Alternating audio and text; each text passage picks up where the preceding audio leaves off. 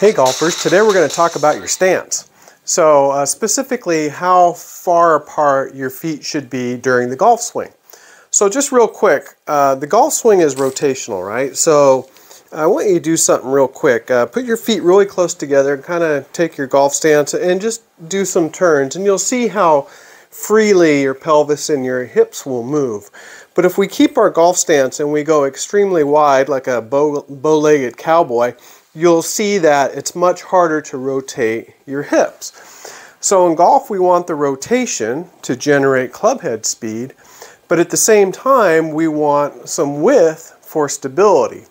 So how do we find that happy sweet spot? Well, some folks out there that study biomechanics have found that if you take your golf shoe and you measure from toe to heel, and this particular one's 12 inches, and then you add the widest part, so another 5 inches, comes up with 17 inches, which is roughly going to be the width of your shoulders. But if you want to look at it that way, you can do it that way.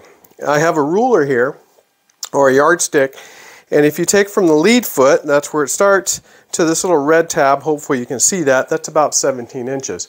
So on a full swing, let's say like with my driver, I would want the inside, not the outside, but the inside of my feet to be about 17 inches. Now, if I were going to hit a wedge, or maybe a swing that I'm not going to have 100% involved, but I still want some rotation, then I'm going to drop my stance down to somewhere around 12 inches, or where this yellow marker is at.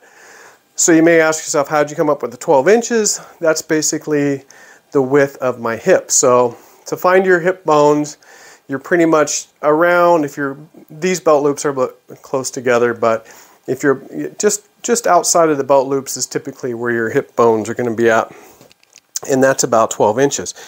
So we can see that we want to generate that club head speed, so we want to be able to rotate our body, but at the same time we want to have stability as well. If you err too far either way, if you're narrow, you're going to tend to lose balance because there's a lot of centrifugal force with the club head. And if you go too wide, you may sacrifice speed in your swing because you're not going to be able to get the rotation that you should be able to get to generate that speed to get the ball to go further. I hope that helps you out.